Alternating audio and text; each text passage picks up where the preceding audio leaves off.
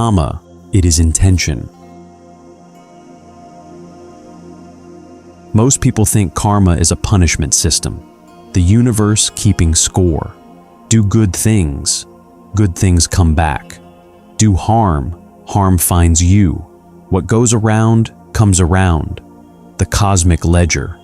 If that were true, Buddhism would be the most pessimistic teaching ever created. A system that sentences you to the consequences of every mistake you have ever made, stretching back across lifetimes you cannot even remember. A debt you can never fully trace, let alone repay. That is not liberation. That is a prison with no walls and no parole. The Buddha defined karma in one sentence. Intention, I tell you, is kamma. Intending, one does kamma by way of body, speech, and intellect. AN 663. Not action, not consequence, not the cosmic ledger. Intention. That single word, cetanā, overturns the popular understanding entirely. Because if kamma is intention, and intention is something you are generating right now, in this moment, in this breath, then kamma is not a sentence handed down from the past. It is an invitation extended in the present. And what the Buddha built on that single redefinition is, I believe, the most optimistic teaching in all of Buddhism. Not because suffering disappears, but because you are not its passive recipient. You are its author, moment by moment, intention by intention. Today, we are going to dismantle the 3 biggest misunderstandings about karma. And then I want to show you something the Buddha said about kamma that almost no one talks about. The type of kamma that ends kamma itself. Act 1. What kamma actually is. Let's start with the definition, not the popular one, the canonical one. In a teaching called the Nibbidika Sutta, the penetrative discourse, the Buddha offered what he called a penetrative explanation of 6 fundamental aspects of experience, AN 663, sensuality, feeling, perception, effluence, stress, and kamma. What is striking is the framework he used. He analyzed kamma the same way he analyzed suffering, through the lens of the 4 noble truths. He asked, what is it? What causes it? What is its diversity? What is its result? What is its cessation? And what is the path to that cessation? That structure matters, because it means kamma is not some mysterious cosmic force operating beyond your understanding. It is a phenomenon with a cause, a mechanism, and crucially, an end, just like suffering. And his answer to what is kamma was one sentence. Intention, I tell you, is kamma. The Pali is precise. Cetanaham bhikkhave kammam vadami. Monks, it is intention that I call kamma. Cittayitva kammam karoti. Having intended, one performs kamma by way of body, speech, and mind. Notice the sequence. Intention comes first. The body moves second. The voice speaks second. The mind formulates thought second. Before any of that, before any external action, there is the movement of intention. That movement is kamma, right there, before anything visible has happened. Now, what does intention actually mean here?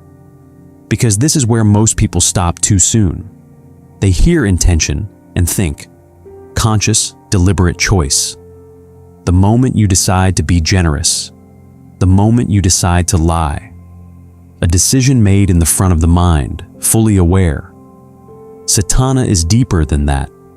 The Pali word points to something more fundamental, a directional quality of the mind, the lean toward or away, the reaching out or the pulling back. You can think about generosity without the intention of being generous.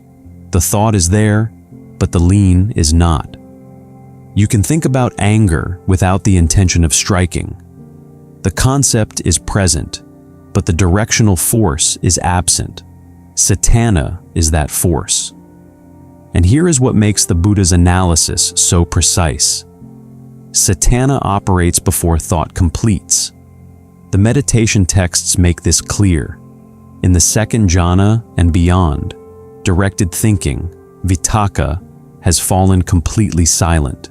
There is no discursive thought, no inner monologue.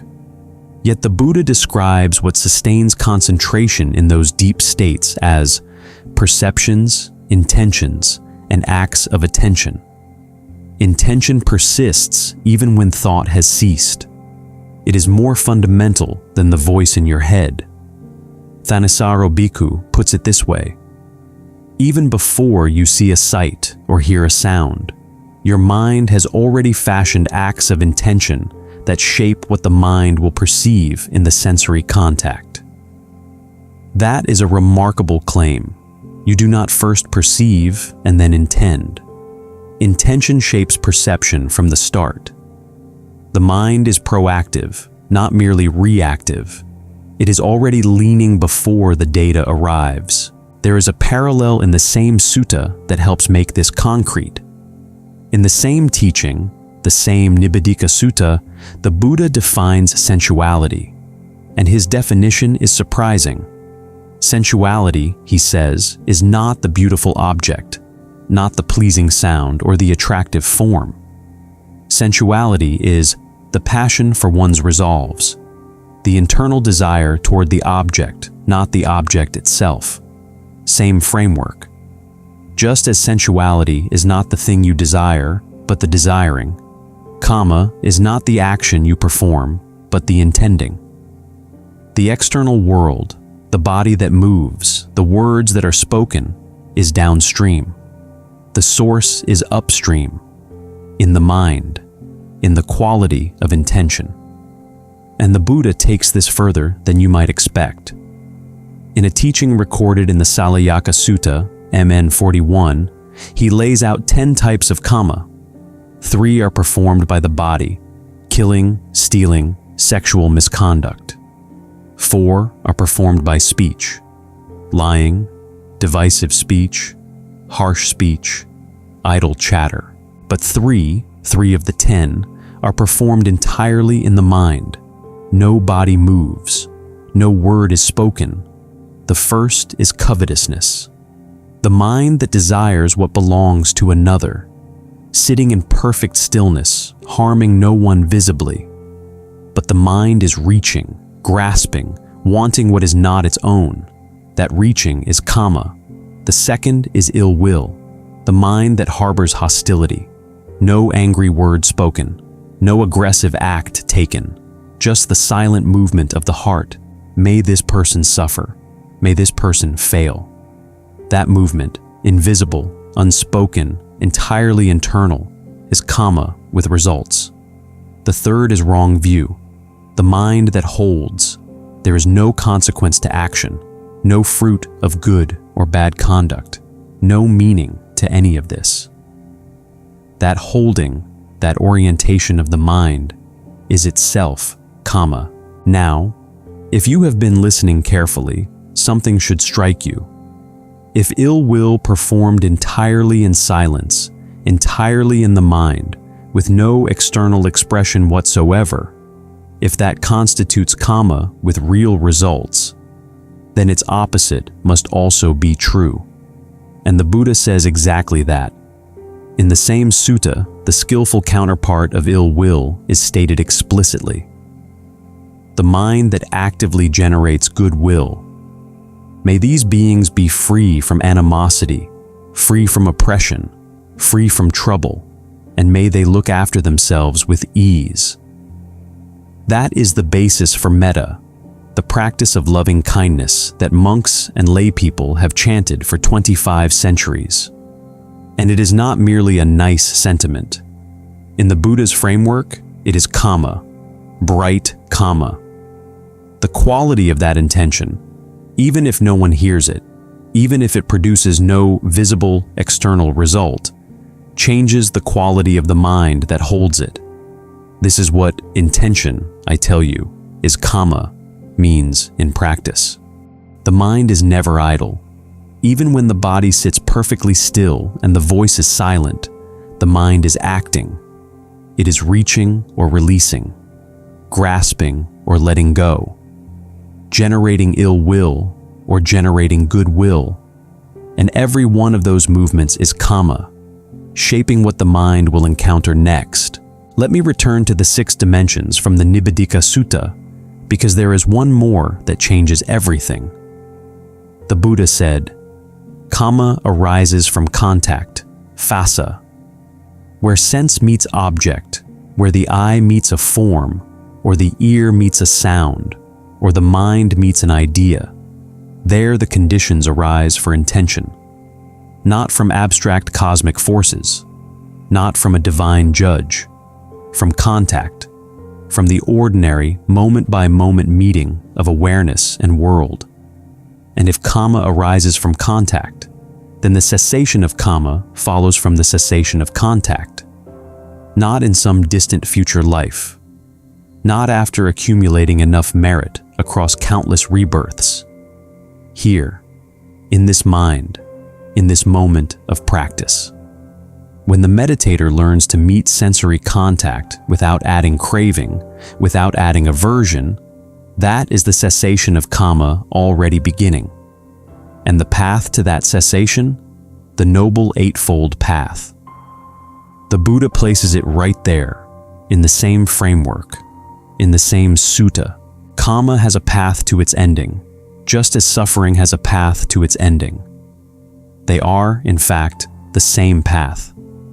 But that path, and what it means for kamma to end, leads somewhere that I think is the most beautiful and least understood part of the entire teaching. We will get there. First, though, we need to clear the ground, because the misunderstandings about kamma are not just wrong. They are doing real damage. Act 2. What kamma is not. There are 3 ways people misunderstand karma, and they are not minor misunderstandings.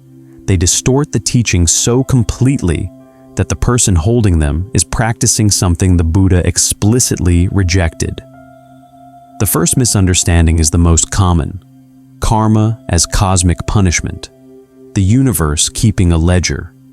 You harmed someone, harm will find you. You helped someone, help will come. A moral accounting system built into the fabric of reality, precise and inescapable. It sounds reasonable, it sounds fair, and the Buddha said it is wrong.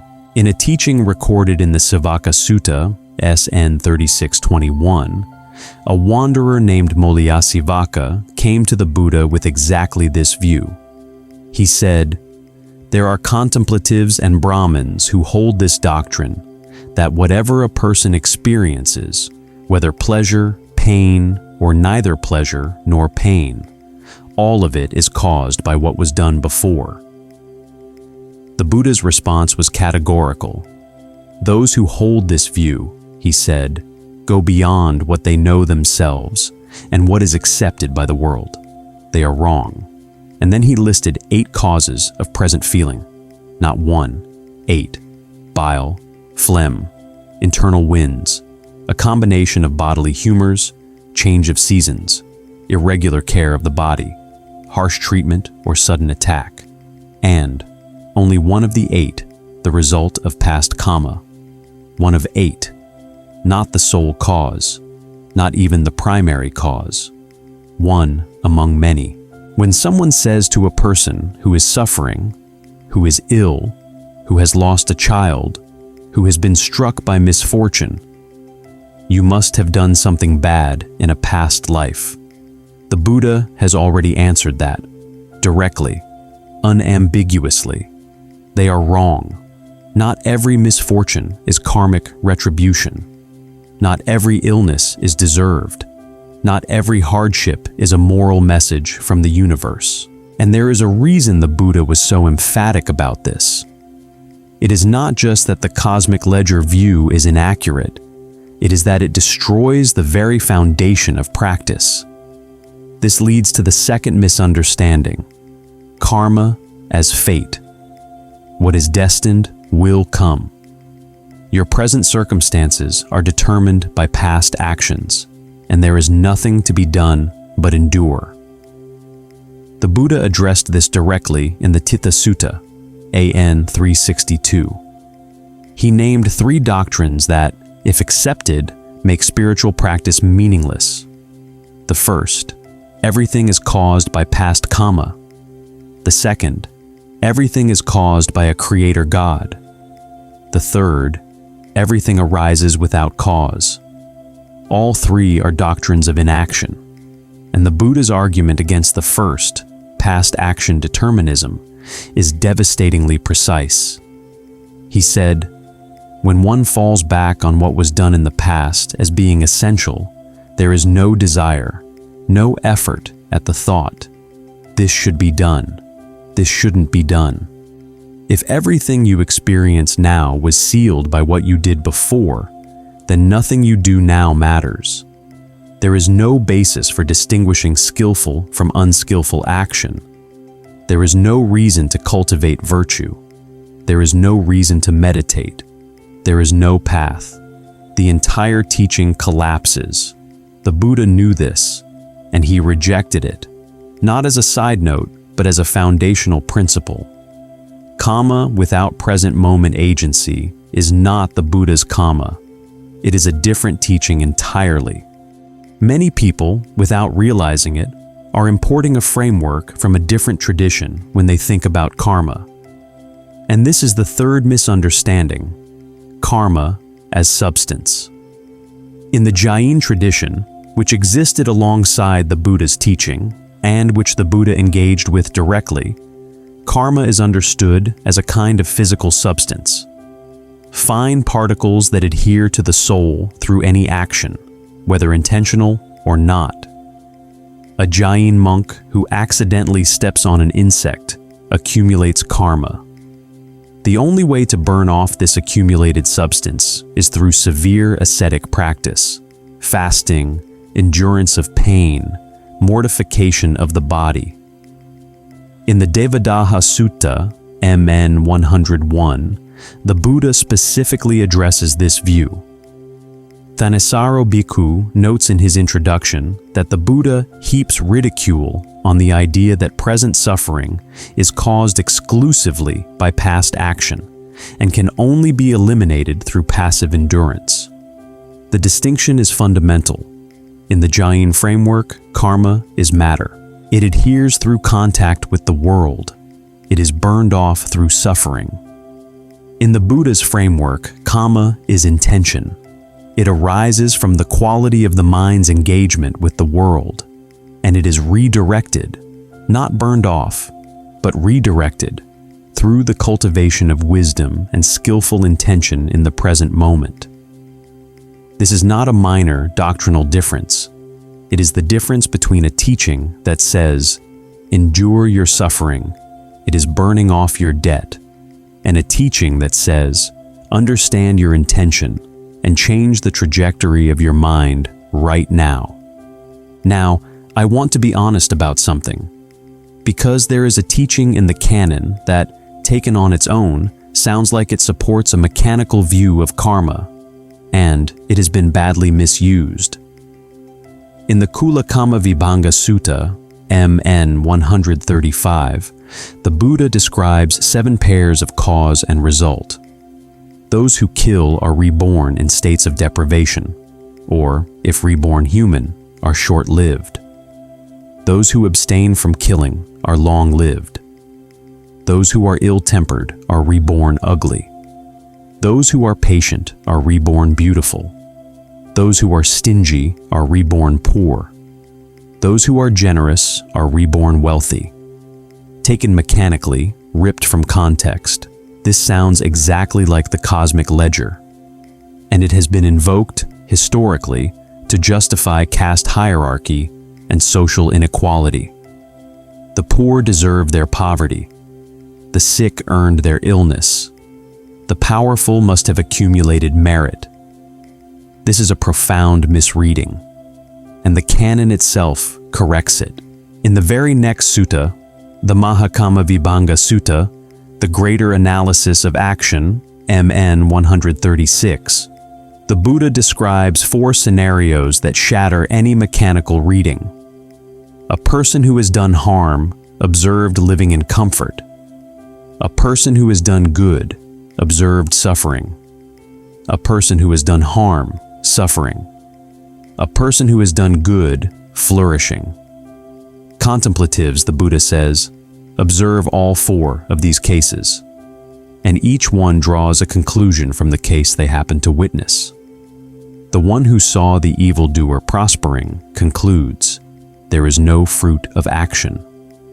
The one who saw the good person suffering concludes, there is no justice. Each universalizes from a single observation. The Buddha says they are all wrong, not because the observations are false, they are accurate, but because the conclusion is too simple. Multiple streams of past kamma are always ripening simultaneously. The stream that matures first may not be the most obvious one. A person's present fortune or misfortune reflects the complex intersection of many past intentions, not a single ledger entry. And then the Buddha adds something that I think is among the most intellectually honest statements in all of religious literature. In a separate teaching, AN 477, he says, the precise working out of karmic results is one of the 4 imponderables, things that would bring madness and vexation to anyone who conjectured about them. Not that the general principles are unknowable. The general principles are clear. Intention shapes experience. Skillful intention leads toward well-being. Unskillful intention leads toward suffering. These hold. But the precise mechanics, which specific past intention produced, which specific present result, and when and how, this exceeds human calculation. The Buddha did not claim omniscient predictive power over karmic accounting. He claimed something more useful, a clear understanding of the direction of practice. The general principles are your compass. The precise calculations are not your business. Your business is the quality of your intention, right now. So, let us be clear about what kamma is not. It is not a punishment system. The universe is not keeping score against you. The Buddha named 8 causes of present suffering, and past kamma is only one of them. It is not fate. If it were, there would be no path, no practice, no possibility of liberation. The Buddha categorically rejected this.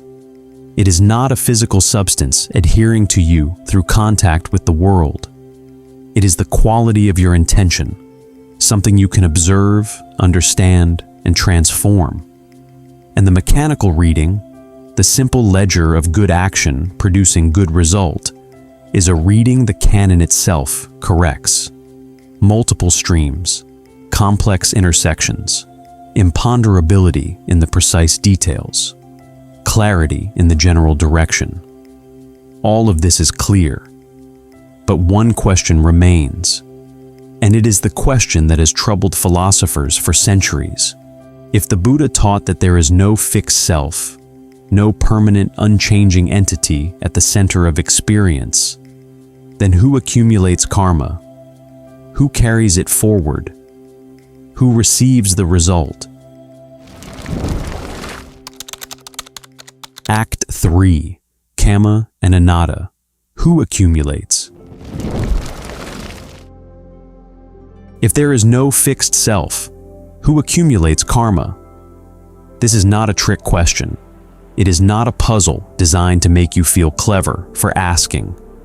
It is a genuine tension at the heart of the Buddha's teaching, and he knew it was there. On one side, kamma.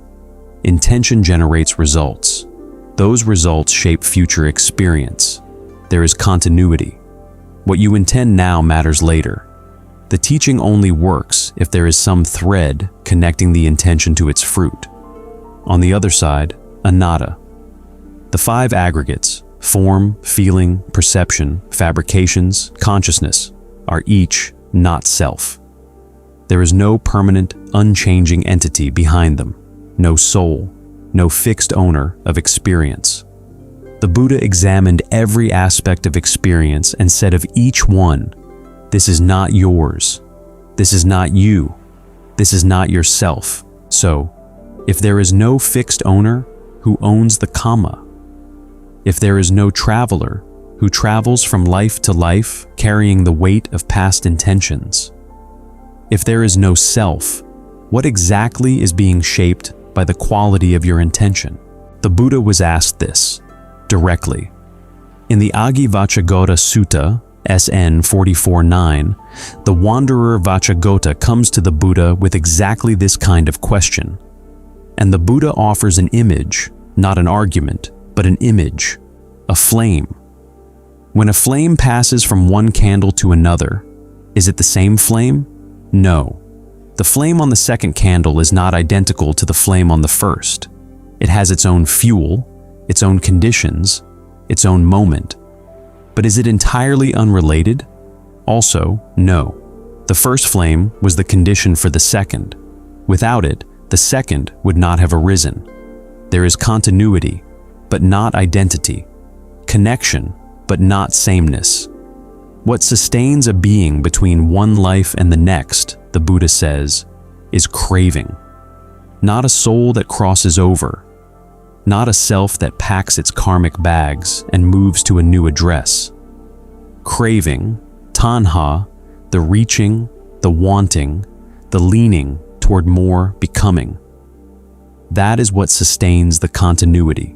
The flame finds new fuel because the craving for fuel has not been extinguished.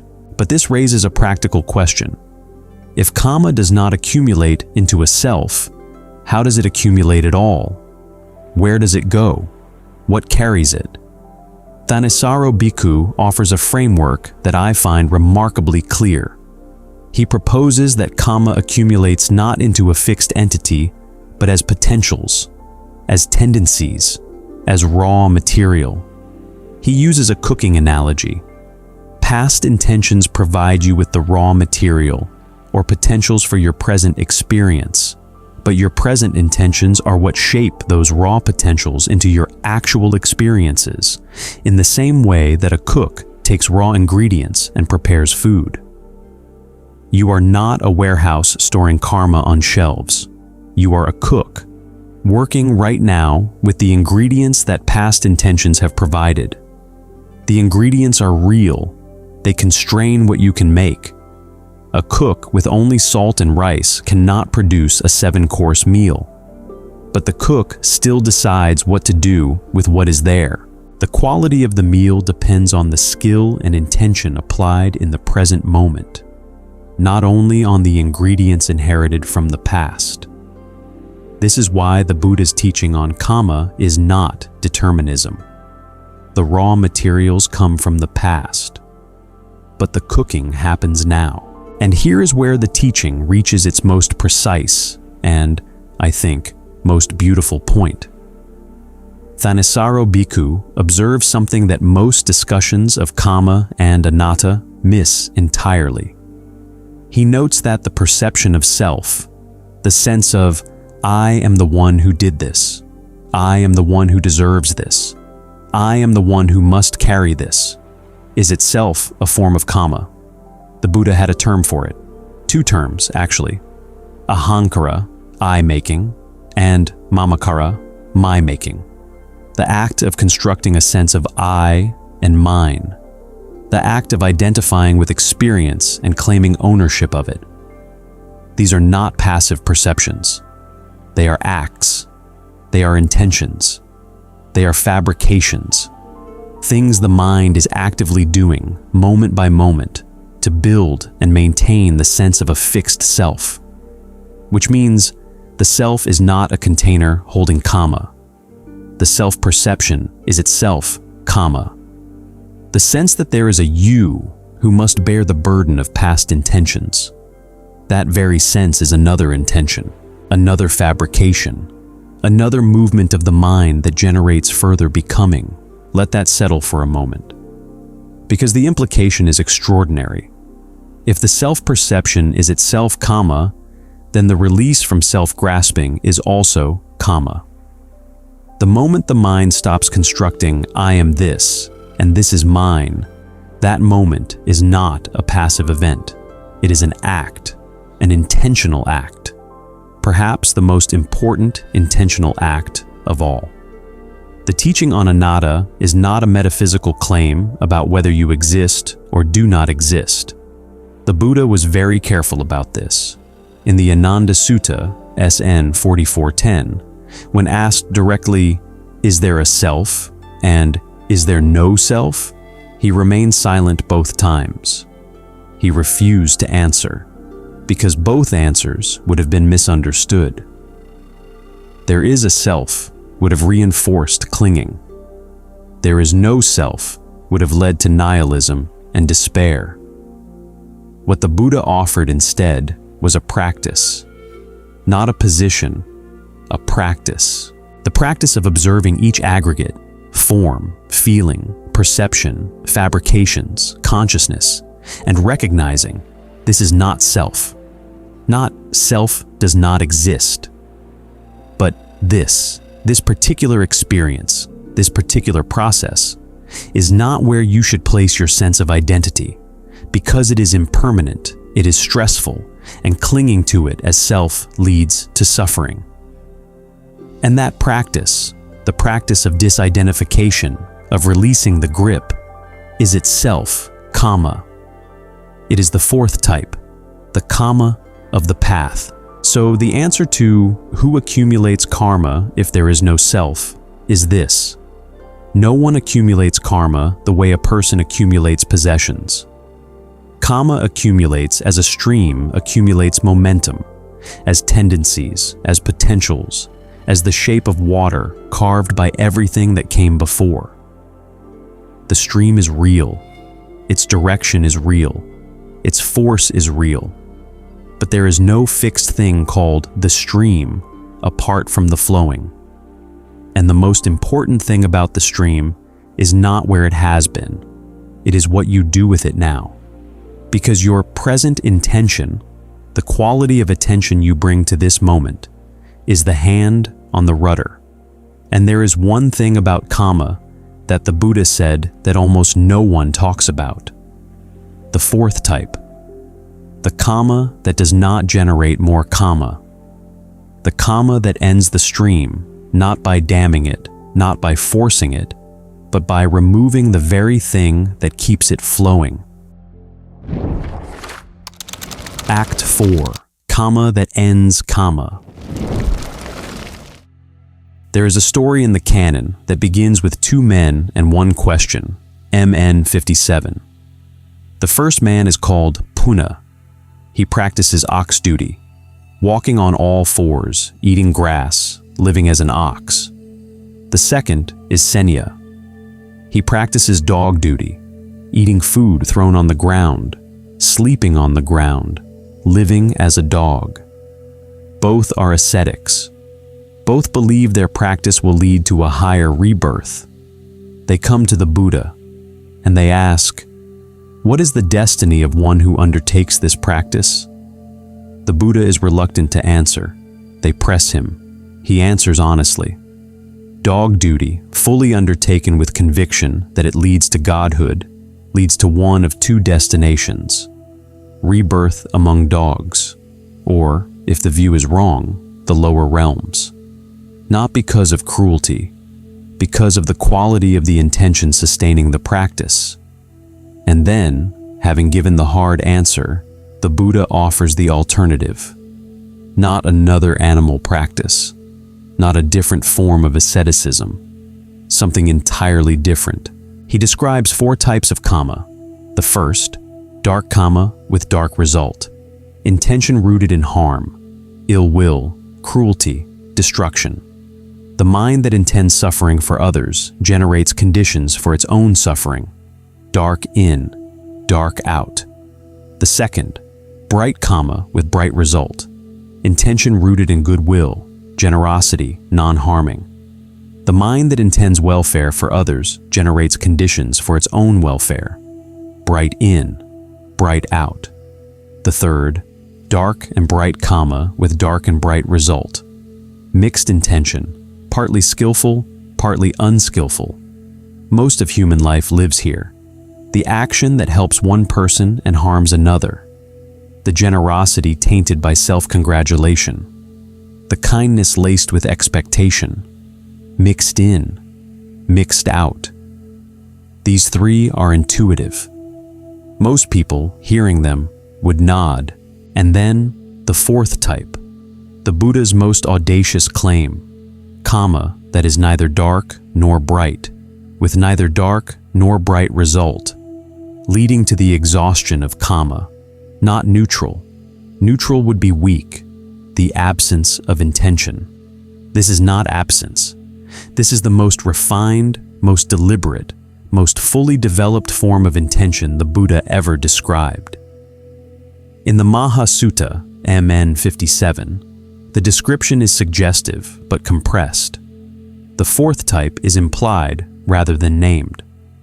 But in a parallel teaching, the Kamma Sutta, AN 4-235, Thanissaro Bhikkhu's translation makes explicit what is only implied in the first. Right view, right resolve, right speech, right action, right livelihood, right effort, right mindfulness, right concentration. This is called kamma that is neither dark nor bright, with neither dark nor bright result, leading to the ending of kamma, the Noble Eightfold Path. All 8 factors, every one of them an intentional act. Right view is an act of the mind. Right speech is an act of the voice. Right effort is an act of will sustained over time. Right concentration is an act of sustained, deliberate attention, cultivated through practice. The path is kamma, every step of it. You walk the path with intention. You practice with intention. You sit down to meditate with intention. You choose your words with intention. You direct your livelihood with intention. But, and this is the point that changes everything, it is the only kamma whose fruit is not more kamma. Every other type of kamma, dark, bright, mixed, generates further becoming. Harm generates conditions for future suffering. Goodwill generates conditions for future happiness. Both keep the wheel turning.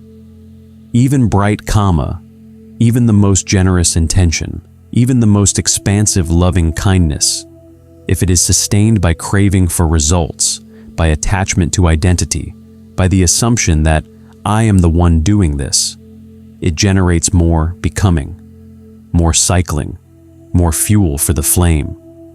The fourth type does not generate more becoming. Its fruit is the exhaustion of the engine itself. Thanissaro Bhikkhu describes the mechanism this way. When skillfulness is intentionally brought to a point of full consummation, it leads to a state of non-action or non-fashioning that forms the threshold to a level of consciousness in which all experience of the cosmos has fallen away. Read that again in your mind. Skillfulness, intentionally brought to full consummation, not the abandonment of intention, the perfection of it.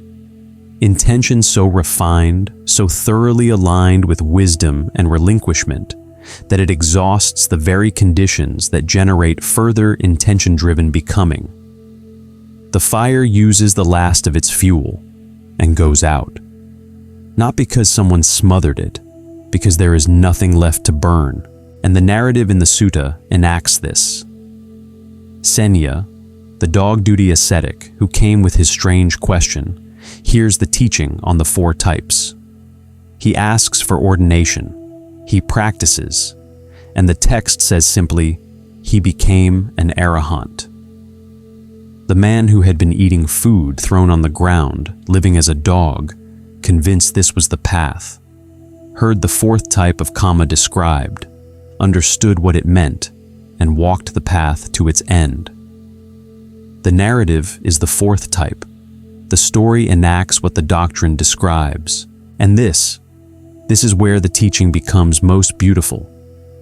Because there is a story in the canon that shows all four types operating in a single life, and it is the most dramatic story the Buddha's disciples ever recorded.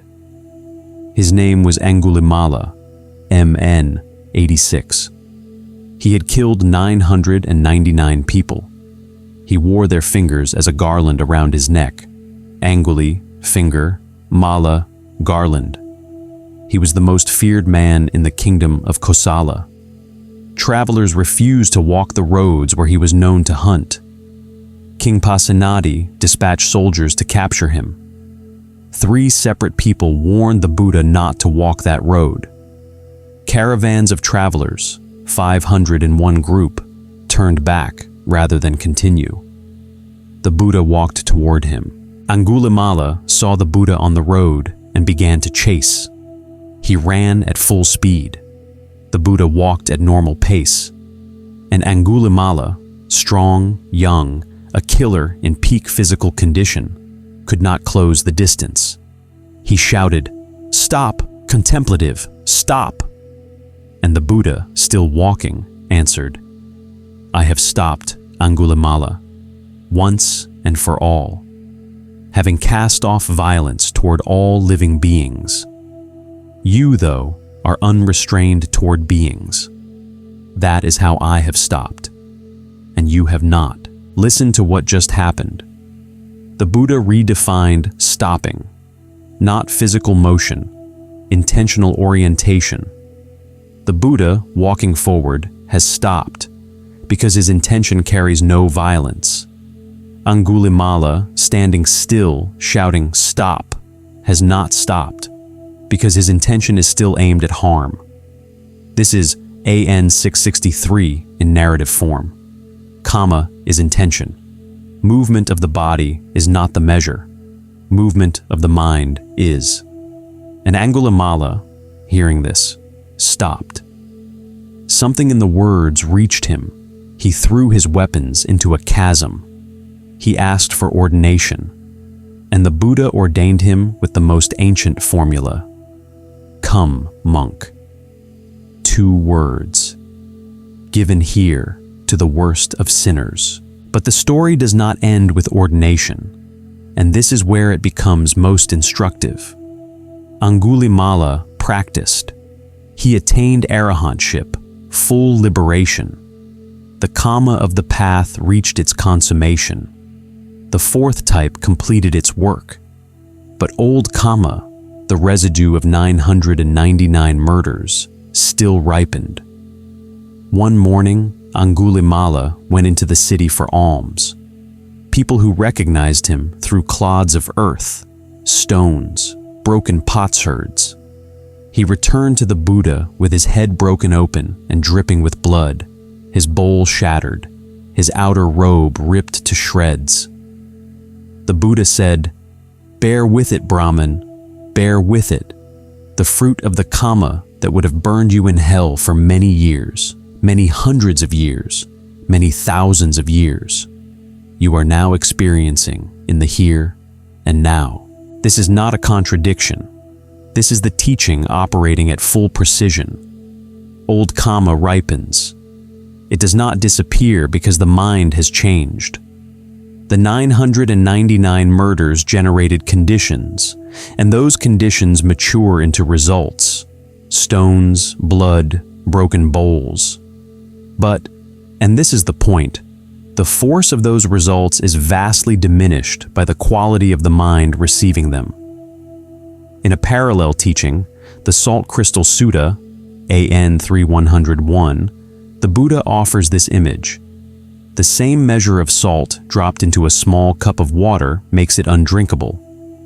The same measure of salt dropped into the Ganges has no perceptible effect. The same past kamma, the same karmic salt. But the mind that has been developed through practice, expanded through wisdom, deepened through concentration, refined through the cultivation of goodwill, is the Ganges. What would have destroyed an undeveloped mind passes through the developed mind as a bruise, a broken bowl, a morning of pain, not nothing, but not hell, Aṅgulimāla's liberation was real. His old kamma was also real, both true at the same time. And then, the scene that I think is the most extraordinary in the entire Pali Canon. Aṅgulimāla, walking through the city on a later occasion, sees a woman in agonizing childbirth, suffering terribly, life in danger, hers and the child's. Something moves in him, not the old craving, not the old violence, compassion, pure, unrestricted compassion for a suffering being. He goes to the Buddha and says, "What can I do?" The Buddha instructs him to perform an act of truth, a sakkakirya. Go to the woman and say these words, "Sister, since I was born in the noble birth, I do not recall intentionally killing a living being. Through this truth, may there be well-being for you, well-being for your fetus." The noble birth is not his physical birth. It is his ordination, the moment his intention fundamentally changed. Since that moment, since he stopped, in the Buddha's sense of the word, he has not intentionally killed a living being. This is true. This truth holds. Aṅgulimāla speaks the words, "And there was well-being for the woman, and well-being for the child." That act, the act of directing goodwill as a truth about one's own intention, is itself kamma, bright kamma. The most refined form of cetanā, intention directed entirely toward the welfare of another, grounded in the truth of one's own transformation.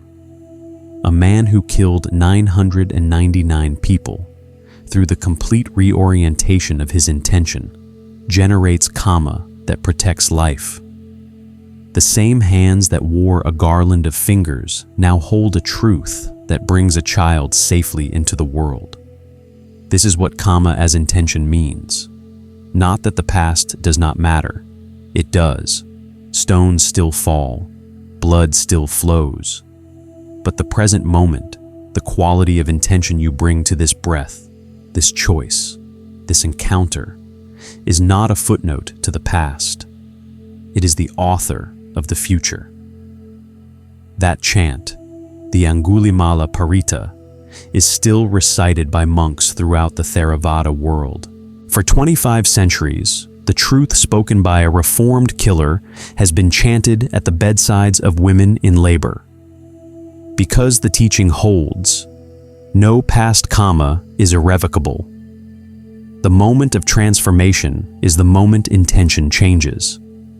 And transformed intention is not merely private. It radiates. It benefits others. It becomes itself a form of protection. Landing. The Buddha said, "Intention is kamma, not action, not consequence, not the universe's scorecard. Intention, right here, in this moment." Which means, this moment is not the sum of your past. It is the source of your future. You are not a defendant awaiting a verdict that was sealed before you were born. You are a cook, working with the ingredients that past intentions have provided. And the quality of the meal depends on the skill and care you bring to the kitchen right now.